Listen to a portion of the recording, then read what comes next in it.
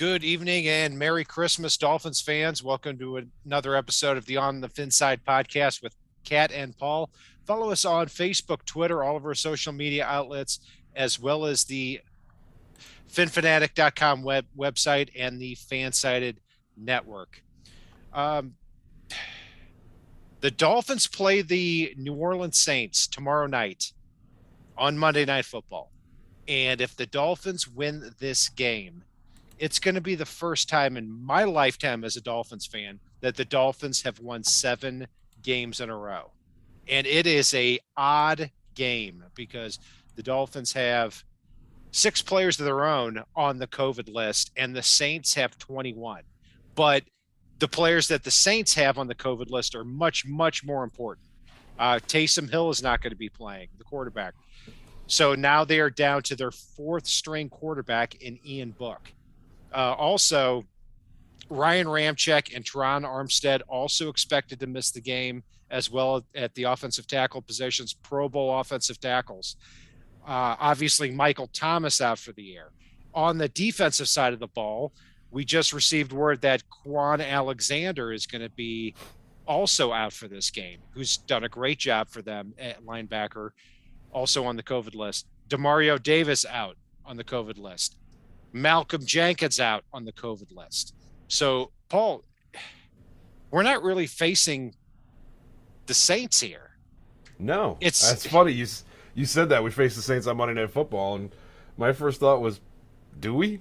And God, it's. I just did a segment with Hoodie Juby, who covers the Saints, and it's the things that they do poorly on defense when they're healthy. They get killed by crossing routes on defense, which Miami, good Lord, with Jalen Waddle, Mike Gesicki, Devontae Parker all being healthy, they can kill you all day on crossers with those guys. And with Miami finally discovering a running game with Duke Johnson, Philip Lindsay expected to play, as well as Myles Gaskin, they should be able to at least keep them honest. The Saints have a very good run defense, but they just need to run enough to keep the Saints honest.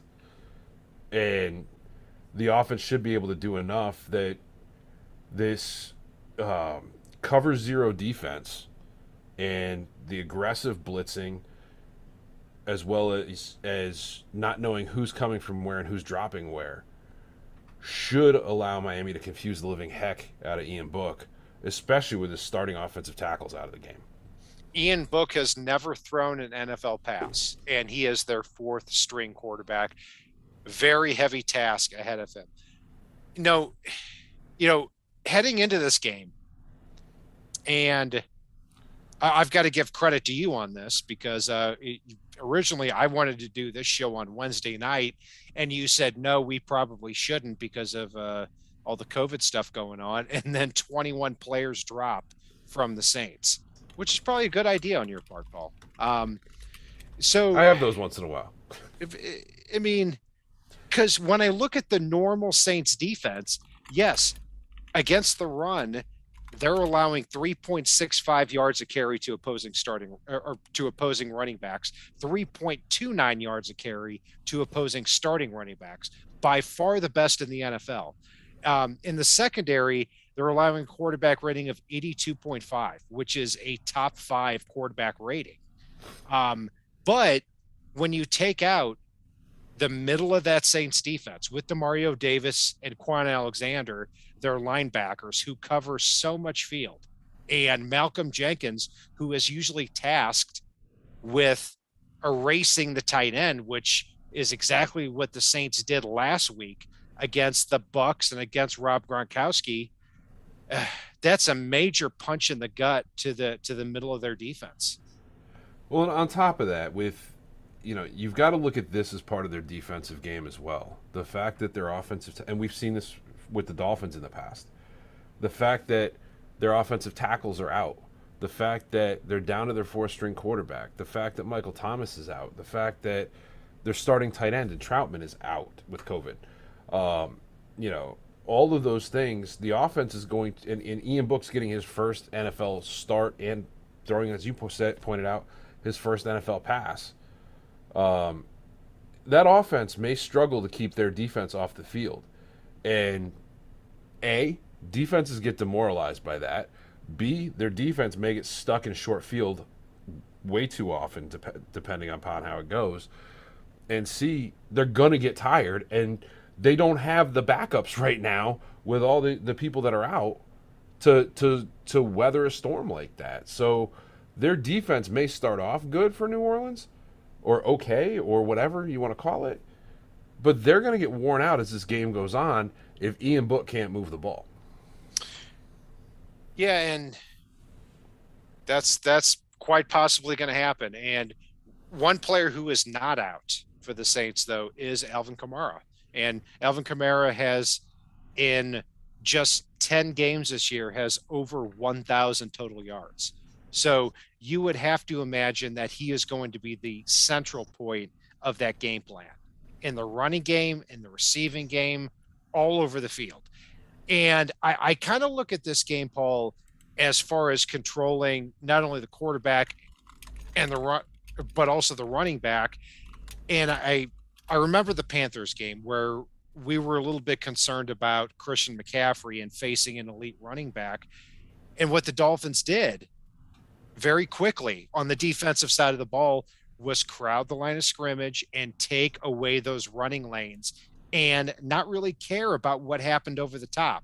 If that was the case against the Panthers with Cam Newton, then I think it's going to be more the case with this Dolphins defense against Ian Book making his first NFL start. Not only that, Kat, one of the things I don't hear enough people talking about is with the offensive tackles out, this is something that we really need to look at, especially if Miami can get a lead in this game, is if Ian Book gets hurt early or hit early and often and has to go to the sideline or has to go clear protocol or gets hurt in this game. Do you know who the emergency quarterback is? Alvin Kamara, probably. Yes, sir. Alvin Kamara is the emergency quarterback in this game. Holy crap, that would be. I would actually be a little bit more afraid if that were the case, because I'm not sure if he can throw the ball. Till we find out, I'd be overcommitting to the guy. I remember when we talked about quarterbacks in our NFL draft segment here, this past spring, my exact phrase on Ian Book was, if he were just a little bit bigger and if he could throw the ball better, then he would be great.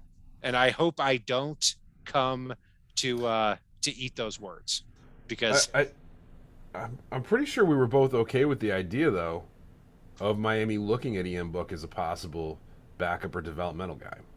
Yeah, as an undrafted free agent, but the Saints drafted him in the 4th round, and he didn't look good in preseason. And the best thing he's got going for him is that the Dolphins don't have any film on him and are not sure about how to defend him.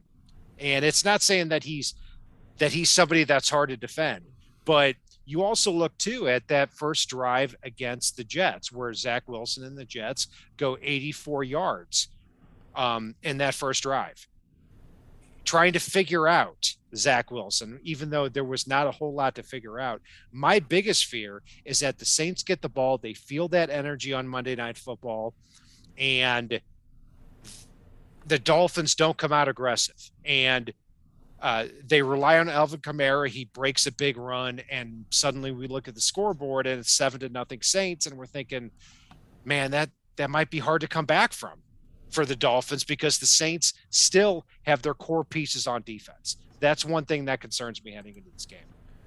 It would concern me if, I just don't see the Saints offense being able to sustain in this game. I don't see Ian Book being able, Ian Book's a decent pocket passer, and with your offensive tackles out, that's going to struggle to maintain a pocket in this game, especially if Miami's going to that aggressive cover zero. And for me, I don't see Ian Book being able to maintain it at all. And I see him getting confused at times in this game. And we saw what's happened with some of the young quarterbacks that do get confused. And if the Saints had a few more of their weapons at their disposal on offense, I'd be a little more worried. And one of the things that I was saying to Juby there was, honestly, I wouldn't be super worried about the Saints tight end position even, and I'd be willing to commit a combination of Holland, Brandon Jones, and Eric Rowe to spy and help with Kamara, and with the way that Miami drops people when they're in that cover zero, in that moving drunken defense, that, or the dancing seven, or whatever you want to call it, you know, it's going to add confusion for Ian Book as far as who's dropping, who's not, who's covering Kamara, who's not, who's where, and who's coming. And that's where I just see this one being a very tough one unless Miami is thinking the same way I am, and kind of rolls in half asleep. This is going to be a very tough game for the Saints. If they met at full strength, this would be a heck of a slugfest, I think. But they're not meeting at full strength. Nowhere close. Yeah, I was waiting for a game where the Saints and the Dolphins really slug it out. And I was looking for like a 17-13 game one way or another. But it's not even personnel wise, it's not really fair. But the Saints also have the ability, I have a lot of respect for Sean Payton. Mm-hmm. And I have a lot of respect also, and probably more respect at this point for Dennis Allen and what he's done with the Saints defense this year. And, you look at the core pieces that they still have in place. Cameron Jordan just absolutely abused the Bucs offensive line last week when they shut out the Tampa Bay Bucs. Marcus Davenport is coming back, and he's more healthy. He's got 6.5 sacks on the year, and the Saints defense. They're very creative in bringing for and rotating those defensive linemen. I saw Cameron Jordan and Marcus Davenport lined up side by side quite a few times on tape. And they don't blitz very often because they have a lot of faith in their ability to be creative and to get to the quarterback with just 4 guys. And typically their strategy is to trust their 5 defensive backs. But Malcolm Jenkins is going to be out this game at strong safety. But they're going to have their other guys, Marshawn Lattimore, Bradley Roby, Paulson Adebo, Marcus Williams. Those are 4 good defensive backs. So I don't think it's going to be a walk in the park here for the Dolphins offense. I don't think it's going to be a walk in the park for the offense either. But this offense just really needs to be able to caretake and take advantage of the situations that the defense puts them in this game. I think Miami's going to be in a short field more often than they should be in a normal game against the Saints. I think there's going to be some turnovers in this game that help Miami out a lot, and with Miami getting Waddle back and the Saints struggling with their starters in that short area, with Malcolm Jenkins being the tight end eraser, and now he's not there, so you've got Mike Gesicki going deep potentially, or even crossing. That's where I think Miami can eat in this one, especially if Duke Johnson and Philip Lindsay can just do enough to keep the defense honest and have to have them account for the running game. Not be stellar. They don't need to put up either 100 yards for either of them, but just enough to justify 20 or 25 carries and allow everything else to be able to happen. I think Miami's defense can wear down the Saints defense by keeping their offense off the field. Yeah, I agree. And that's the key thing, is the balance. I mean, we're not going to see the same output from the Dolphins running backs in this game that we saw last week against the Jets. The Dolphins with Duke Johnson, Myles Gaskin had 26 carries for 160 yards between the both of them last game. I see this more being a 25 carry, 30 carry, 100-yard type of performance, but a performance that keeps the Dolphins balanced, and it keeps the Saints defense thinking about the running game. 3 or 4 yards at a time, as opposed to worried about being gashed. And because the reality is, I mean, not a lot of teams have done well against the Saints on the ground. I mean, just over the last couple of weeks, Leonard Fournette, 9 carries, 34 yards. Ezekiel Elliott, 13 for 45. Devin Singletary, 15 for 44. Miles Sanders had a good game, 16 for 94. But the Eagles run on everybody too. So, yeah, Well, I mean, and here's my thing with Ian Book on the field, with the fact that I think Miami's defense can keep their offense off the field, and if they can wear them down, Duke Johnson's running style that we saw last week is only going to help a team that's already going to be on the field a lot on defense. Is going to help wear them down because he has a pretty bruising running style. Despite being a little on the smaller side for it, and the number of broken tackles he had last week, the physical way he ran, and if you're struggling to bring a guy down at times, and it takes the third or fourth guy to bring him down, and you're on the field for 40 minutes of the game, that doesn't help you keep your energy or emotions up. And I expect Duke to be a guy that's more effective as the game wears on. yeah, I mean, it's going to be interesting to see with Duke Johnson this week, how many carries he gets relative to Myles Gaskin, because the question I ask is, do you trust the last game with Duke Johnson, or do you trust the last 6 years where he never had more than 76 yards in a single game? But watching him, I don't care if it was the Jets or not, he looked big. He looked physical. He broke tackles. Yeah, I mean, and if you take a look at this game now, if he comes out and he does the same thing against the Saints, or has a better running back performance than a lot of other running backs that have faced the Saints, then I think that's something to get excited about, because it will mean the Dolphins heading into the last 2 games and hopefully the playoffs, then they've got some balance. Yeah, no, I'm very excited. And to be honest with you, I'm okay if they give Lindsey and Gaskin more of the carries early than Duke, because if you can save him for after you've tired out the Saints defense a little bit and then trot him out to start running people over, he's only going to be that much more effective in this one. I'm very much a fan of ride the hot hand and ride the situation with our running back room at this point. Yeah, and in the chat, somebody, Vic, said, isn't Duke under COVID protocol this week? He might be, to be – I don't think he is, though. No, Duke Riley's under Duke COVID Riley protocol, is. Not Duke Johnson. Duke Riley is, as well as several other backups. Albert Wilson, Cethan Carter, Greg Mance, Robert Jones, Solomon Kinley.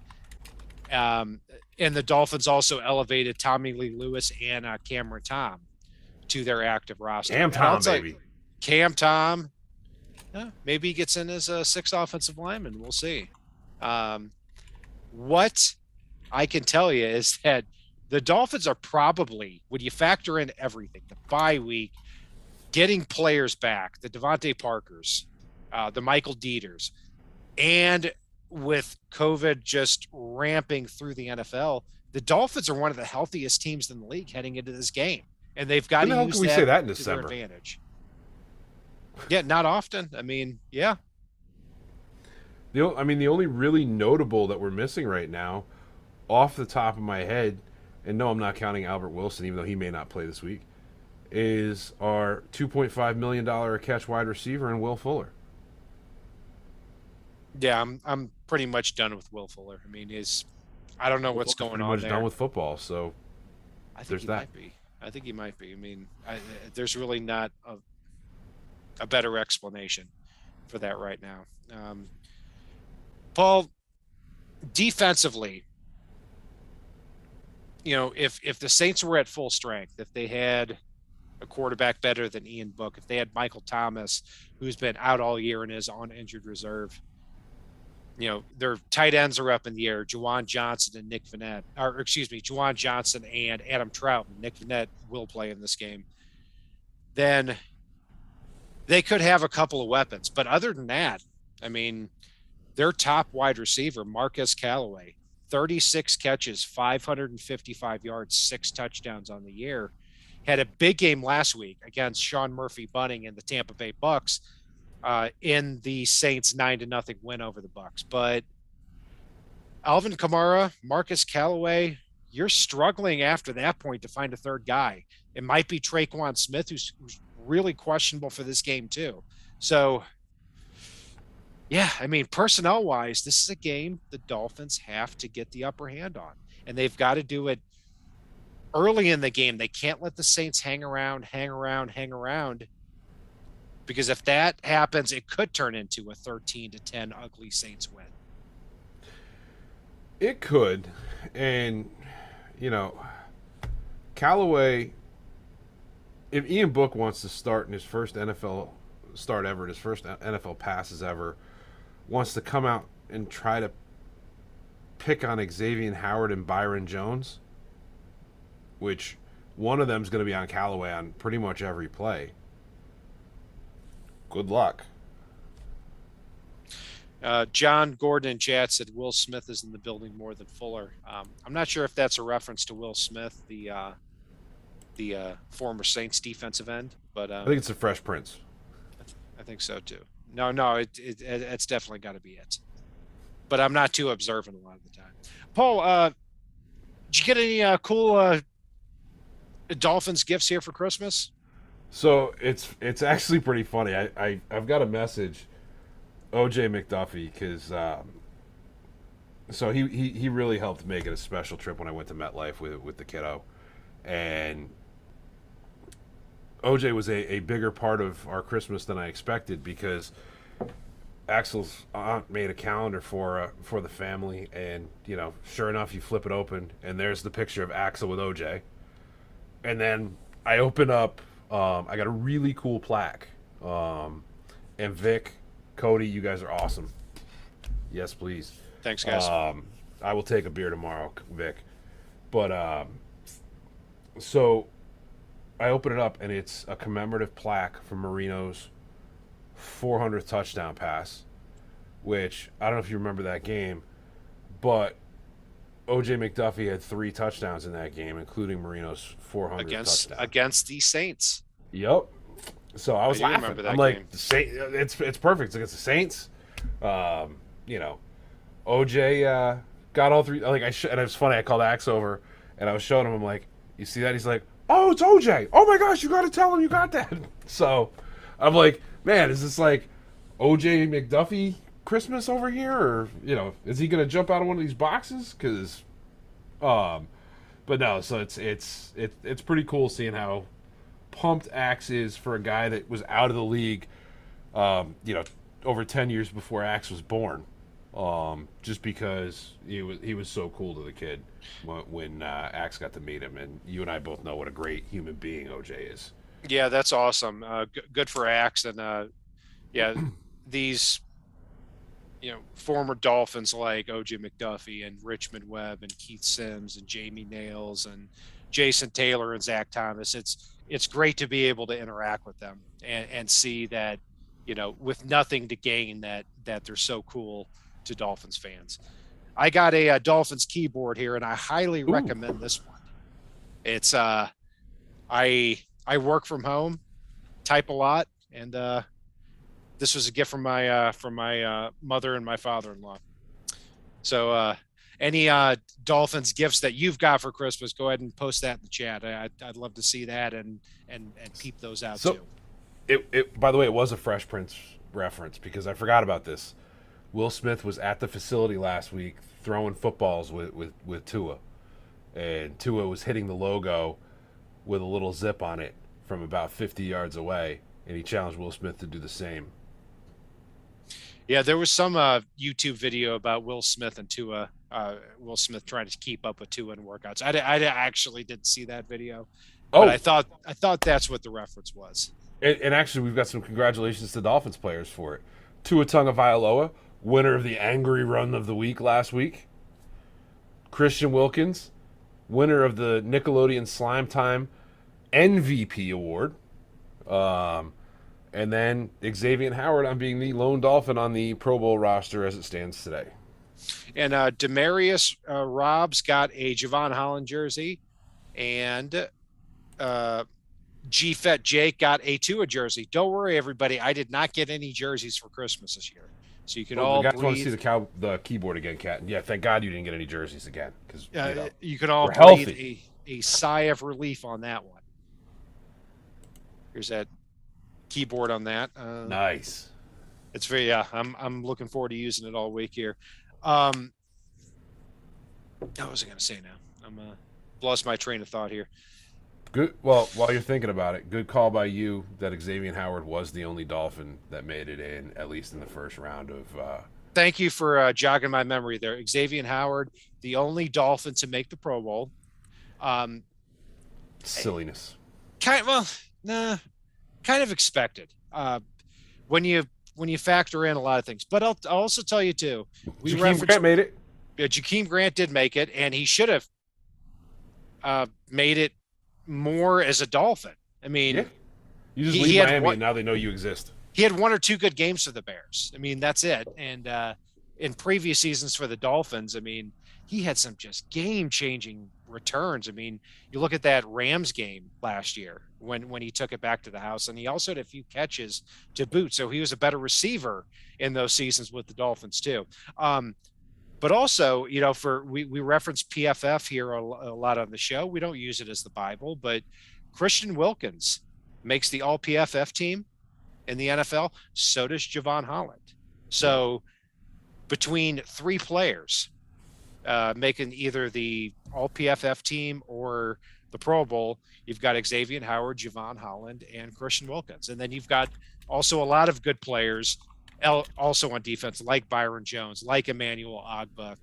So not a lot of holes in that Dolphins defense right now.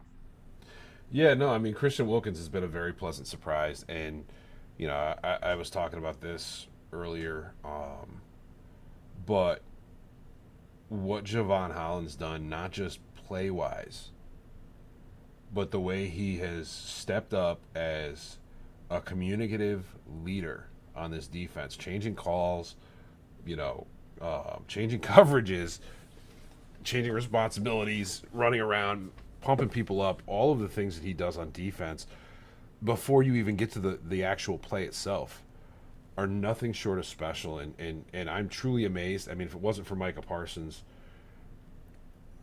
Javon Holland is definitely in the top 5 for Defensive Rookie of the Year for me around the NFL. Absolutely. And you may want to put Jalen Phillips up there too. I mean, I wouldn't put him above your draft day boy, Micah Parsons, who is just ripping apart the NFL defensively. But Javon Holland and Jalen Phillips. Yeah, I think you put both of them top 5 as far as Defensive Rookie of the Year candidates. So Waddle's definitely top 5 for offensive. Oh, definitely. I mean, Jamar Chase made the Pro Bowl at wide receiver. I'd argue strongly that after the first 5 or 6 weeks of the season, Jamar Chase did not deserve that honor at all. I think a lot of other wide receivers could have made it in the AFC. Jalen Waddle being one of them. Kyle Pitts also makes it at tight end for the Falcons. But I still say today, definitively, Jalen Waddle and a first-round pick is better value than anything else you're going to get with that first-round draft pick. No doubt about it in my mind right now. And there were times I definitely questioned that. I was looking after the first 5 or 6 games of the season and saying, really? Kyle Pitts and Jamar Chase are on pace to set record stats here at wide receiver and tight end. But Jalen Waddle's been consistent. He's been fast, and he's getting better and better. I look forward to him coming back this week and lining up in the slot with without those linebackers that cover a lot of ground, Demario Davis and Quan Alexander. I think that's a big mismatch problem now for the Saints. It is. And with the fact that they're struggling against crossing routes, Waddle's just poised to eat in this one. Tua's Blanky is poised to eat in this one. The biggest thing is going to be if they can establish the run enough to keep the Saints D-line honest, to help keep Tua upright. Tua is one of the fastest players in the NFL at getting the ball out with accuracy. What is it, 2.41 seconds per completed pass play, I think it is right now, as far as the average time for him to get the ball out. So if they can just keep the defense from pinning their ears back in this one, Tua should be able to just eat over the middle enough that they start overcompensating, at which point you can get a Devontae Parker or a Jalen Waddle or a Mike Gesicki open over the top in this one. Yeah. Jamar Chase had 7 catches for 125 yards today. Robs, thanks for bringing that up. But there have been a lot of just okay games from him lately. Yeah. But still, at the end of the year, I mean, you're talking about someone with almost 1,200 yards receiving as a rookie. So that's certainly a good thing. But I think Waddle has shown more of a well-rounded skill set, specifically his ability to separate on a consistent basis. So, Paul, what's your prediction for this one here? I'm going to say, I know I said 24-10 on a different show, but I'm going to go 27-10 in this one. I do think it's going to take a little while for Miami to open it up, but I think that they just wear what's left of the Saints defense down.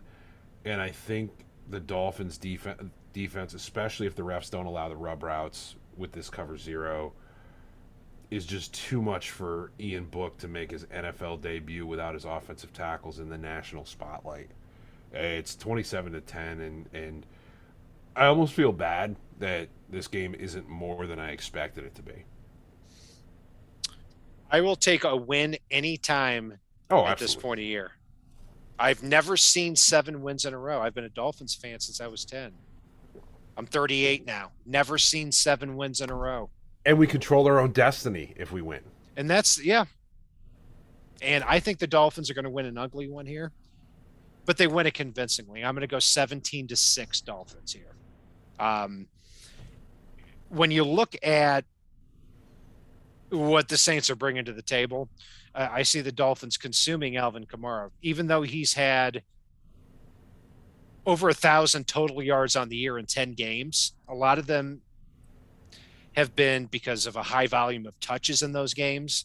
He's only averaging, 3.6 yards a carry this year. I see the Dolphins having a lot of success stacking the box to bring pressure against Ian Book as well as bring that heat against Alvin Kamara. And I don't see a receiver for the Saints being able to hurt him in one-on-one coverage or over the top.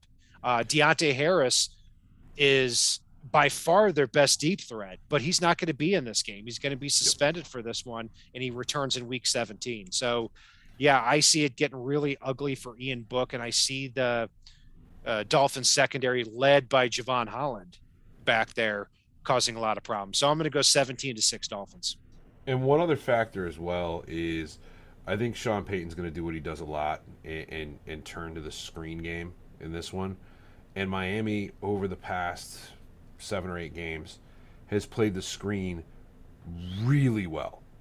And with the fact that Miami's defensive line does a better job of tracking the ball in the short passing game than a lot of defensive lines do, I wouldn't be surprised to see Jalen Phillips or Andrew Van Ginkel pull down an interception, or Adam Butler in this one, especially with Ian Book back there, and the pressure I think is going to be coming on him from this front seven.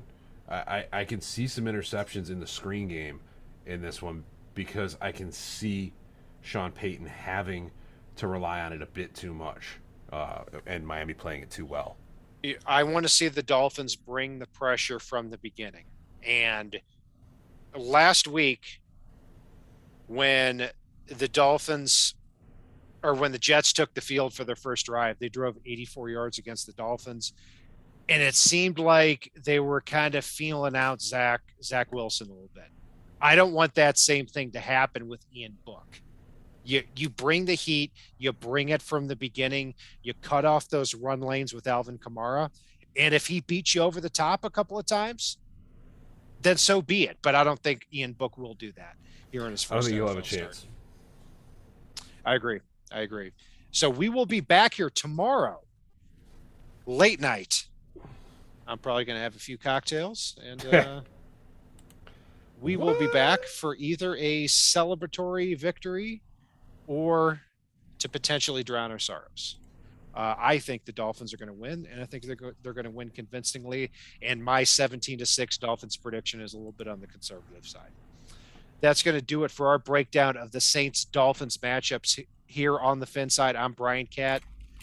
NFL on Twitter, Paulus_Fanatic_pick. Follow us on Facebook, Twitter, all of our social media outlets, as well as the FinFanatic.com website and the Fansided network. And if it's not on the right side and it's not on the left side, it is on the Fin side.